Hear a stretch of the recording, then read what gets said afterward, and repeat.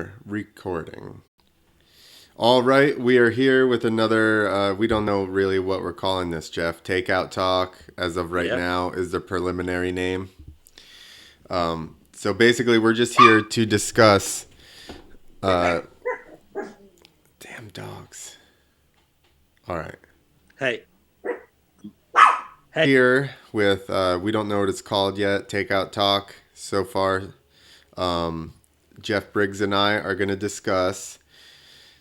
It was Petco. Was it not Petco Park, or is that San Diego?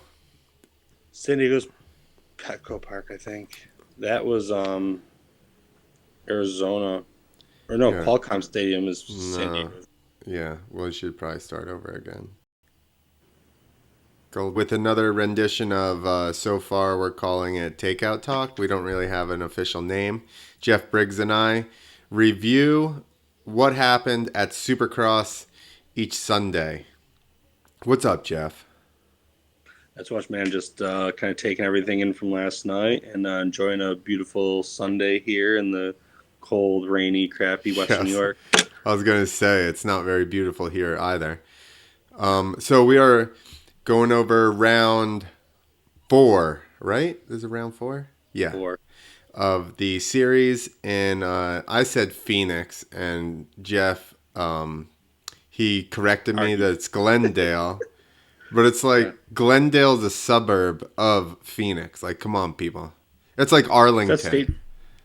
State Farm Stadium. It's like Arlington, Texas.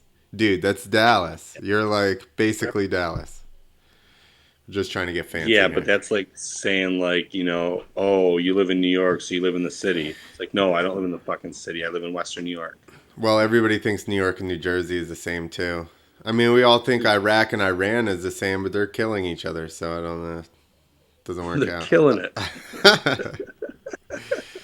All right, so first thing we're going to talk about is, of course, Ken Roczen. And is he back? I'm going first. I think Kenny might be back. I think, let's face it, we knew that he had the speed last year, right? Indoors and out. We knew that he had the speed. The real issue was whether or not his health was going to be there. And I think this year he's shown so far he has speed again, and he looks to be healthy. He just did it 3 times in a row in one night. So I would say he is back, and we're going to have to watch this all year, which I'm happy about. I mean, I got to agree. I mean, I think Kenny's back. As far as running away with every single round, I don't know. Like, he's back in that sense, but as far as him running away with things, I don't know. That third moto, he was pacing Eli in the third moto, kind of got a bad start. You still got players in this game. You still got a lot of fast guys that can throw a wheel in on it. He's back to his old ways, but I don't know if he's back to his old dominant ways, which is going to equate to a championship. Jeebus. Get rid of that. And just do the clock stopwatch, so then you can just stop it. Question number 2. Did Kenny Roczen break Eli in that race? I'm going to go first. I'm saying in the first race, Eli believed he was going to catch back. Everybody knows Ken in the first lap is amazing, which is why I thought he would be good at the Triple Crown format. But Eli got out there fairly close to him, and I'm pretty sure he thought he was going to just run him down and probably run away. And once that didn't happen and Kenny fought back and hogged all the good lines, it kind of looked like the wind was out of Eli's sail. Even if you look at the interviews after, his demeanor was kind of down. You're not taking the wind out of Eli's sails. Eli's a very, very strong mental person, multiple-time champion. The Supercross has been kind of on the top of his mind for a while. He didn't break him. He might have broke him for a round, but he didn't break him for a season. But Eli definitely knows that there's another dog in the house that's gonna play ball with him this year. I think they're definitely the class of the two. But as far as truly, mentally breaking him, he might have broken for a moto around, but not a whole season. All right. Next up, Forkner, and is Austin Forkner going to hold it together for the rest of the year and win? I'm going first. I think the verdict is still out on whether he's going to win the championship, only because of some of the comments he made, like last week where he said he wanted to destroy those guys. I think we all know, if you're out there for an ego trip trying to put as many seconds on everybody, eventually you're going to push the envelope a little too far and end up in trouble, which seems to be his MO. So I think until he really calms down and is like, okay, I'll take a second or third sometimes, I don't think he's going to win the championship.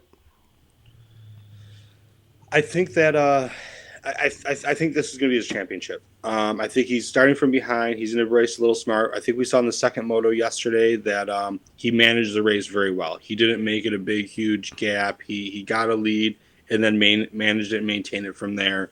I think Austin Forkner knows what Austin Forkner needs to do at this point, and I think he's been scared to the point that he's 10 points back now. He knows at times, it's time to do something. I think he's going to do it. I think that's kind of, well, we don't normally go back, but I think that's kind of the issue. I think he knows what to do and he wants to do it really bad. And sometimes ego and passion, cause you to make bad decisions. Yeah, but then we can look at AC from last year. AC from last year, after that Didn't win the Supercross championship. Didn't win the Supercross, but dominated outdoors. Yeah, for sure. He learned his lesson and he took the thirds when he had to, and he won, the rest. So, next thing up is Christian Craig. I'm going first. I don't know what else to say besides poor Christian Craig. Like, geez, what else? What else can go wrong for the guy?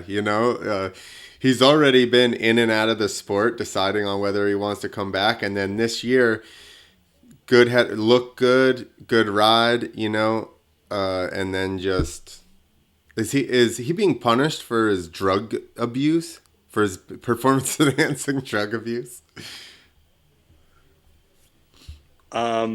Yeah, I mean, I think this was the closest Christian Craig's getting to a title. I think he was there. He was close. I just don't think Christian Craig, unfortunately, is a title contender. I think he's a very talented rider. He's going to do he's done a lot of great things, but he's not a championship contender. I think this kind of seals it in for him. You might see another year or two because he's married to the owner of Geico Honda. But yeah, Christian Craig, sorry, bud, but lots of respect, but it's done. I mean, listen, I'd like to ride out the rest of his years being done getting into all the mains. I'd be cool with that. It's crazy the levels of what people would be content with. Somebody like him who's been so close, look at all the regret. Well, that's what it is, right? If you were rich and now you're broke, we can make fun of you. But if you were never rich, then he's just like, oh, that's just a not rich guy. It's crazy how Moto does that. How many guys do we see walk away from Moto unfulfilled? I would say majority of the riders, are walking away unsatisfied. And that's pretty crazy. Paulie Carpenter showed me that a long time ago. He actually walked away pretty happy and content. Bobby Canary was another one, which I was actually pretty proud of because they were on the verge, but they never kind of crossed over. Just crazy. Because that last little bit, this is what people don't get.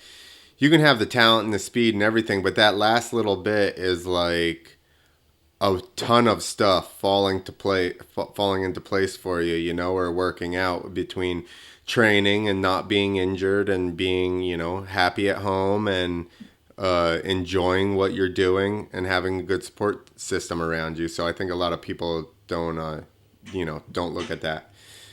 Let's, speaking of Christian Craig and Team Geico Honda, now that Geico Honda, at least West, has lost both of their guys, who is going to be the fill-in? And I say it's going to be Ryan Dungey. He's coming back. He's going to jump on that bike, and he's going to win the championship. Now, I don't really have a good answer. That was just good. Well, I mean, it'd be kind of fitting, but what about Michael Lieb? Michael Lieb is a solid rider with a lot of good potential. I think he'd be a good person to put on the brand. Is he riding Hondas right now? I don't even know. Because they're black, so I don't know. I didn't look into what he's actually on well enough. His bike's black. It's like white and black or something. It'll Like, match. I mean, isn't he like? Isn't he well, within? my point is, I couldn't. Ralph Shaheen lets you know the green Kawasaki, and I couldn't tell by Lieb's color scheme. I'm totally lost. Yeah, it's manufacturer neutral. That's what all that need to be. What are you guys? What are you, a brand? Yeah. Are you guys a brandists? It's disgusting, you brandists.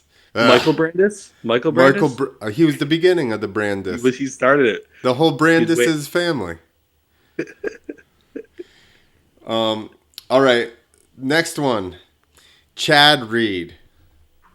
What is going on with Chad Reed? I mean, I think we know, but really a bummer to have such a sick career and then get to the point here where I don't know if he didn't, train enough leading up to it, or what the deal was, or he's racing cars and the couple extra LBs helps with traction or turning left or something, but not what Chad wants, I'm sure. Got beat in the LCQ by Alex Ray. And 5 years ago, you can't even have that thought. So hopefully he picks it up by the end of the season. At least the end of his last season is a little bit better. Definitely not what Chad Reed wants. You talk about a guy who's one of the most efficient with getting on the podium, and now he's just right around 18th. I think this is what you see when you see a guy that is already checked out. He found a new love. It's like when you're, in a relationship and you find the next girl. This is not his passion anymore. You can kind of tell, not his passion. I say that with a loose tongue. He loves moto, but I think his mind's with cars. The dedication you have to put in the ride at that level is ridiculous. And if you're even halfway out, I mean, it's like MMA fighting. If you're not 150% committed, like, I will die in here, it's not going to work out. Dana White always said is once you have the thought that you might not want to do this anymore, he said that's the time to call it quits. And he's 100% correct. And I think Moto is very much the same with that. It's sad because we want to see. I appreciate and thank you, Chad Reed, for giving us one last season that we could all say goodbye to you like you deserve, because you deserve the hero send off. But would you prefer to have the way James Stewart did it and just kind of gone into the night? I mean, what they all want is the way Villapoto, Dungey, and Carmichael did. Well, all three of them won and then quit. They won their last championship that they Villapoto, obviously the Europe deal, we'll wave that off. Well, he looped out. He looped out. He was trying to join the Wild Out Wheelie Boys and just missed his back break, broke his butt. Dungey's was a little premeditated, though. I mean, Dungey's was slightly premeditated because he called it after Supercross season. But did he not win Moto? No, he got hurt. Did he get hurt or he won that? I thought he won the last season. Broke his back. Eli won it. No, he won the next. Did he not come back after that broken back and win one? He won Supercross. Oh, and then stepped out after Supercross. So he still won the last series that he competed in. But if you really look at the only are we going by the calendar year here? He didn't do it because he didn't fulfill the 17 year, whatever it was. I'm saying Ricky Carmichael's the only one that truly leaves the sport, to me, 100% proper. He actually had a send-off season, and he almost dominated even his part-time calendar for his send-off season. We need to look up the Villapoto last year, because I almost want to say he won both championships and then stepped away. Where's our stat people on this show? Yeah, that's you, no? All right, and last but not least, the Triple Crown itself. I'm going to go first. I think Triple Crown is awesome. It's just something different, at least. And it really does. It changes up who's going to win. In my head, Roczen was a really good pick, solely because we all know he gets good starts And the first lap, the dude's a monster. He's just, if he's in top 5, he's into first in the first lap. So it's an excellent format for him. The other thing is that it makes you do it over and over and over. So in my head, I mean, I guess Eli did win the Monster Energy Cup one time, but and that is a weakened field, so probably it makes sense. I just didn't see him with his issue with starts being consistent enough as starts to win it, Yeah. I think that we should be doing other things with these. So I think that there should be something extra if you win all 3 motos. I think you should get some extra bonus points or something. I also think that if you win all 3 rounds, or however many rounds like Triple Crown actually is, like there should be 3 rounds or something. To me, those should all be East-West shootout rounds as well. It could be its own little series, right? Correct. A series. That's what I'm saying. A series inside of a series. Yeah. Yeah. That would be cool. So and then you could be like, Justin Brayton won the Triple Crowns or whatever it's called. Triple crowns. The triple quadruple crown. He triple doubled. Triple double triple. Maybe a quad out. All right, this is our take on the 4th round of Supercross this year, 2020, from Phoenix, Arizona. Screw you guys. It's Phoenix. It's your uppity Glendale. bullshit. Uppity bullshit over there. You must be from You're a New Yorker, aren't you? No, I'm Western New York. Same shit, man. Same shit. No, it's not. All right. If you guys have any questions, comments, you think that we're total asshats and we're wrong, leave a comment and I will delete it. And then I will stalk your Facebook and just make shitty posts on everything that you post from now on. Oh, yeah. Definitely going to harass and stalk for sure. If you don't agree with us, go F yourself. That's right. All right. Till next week. Later.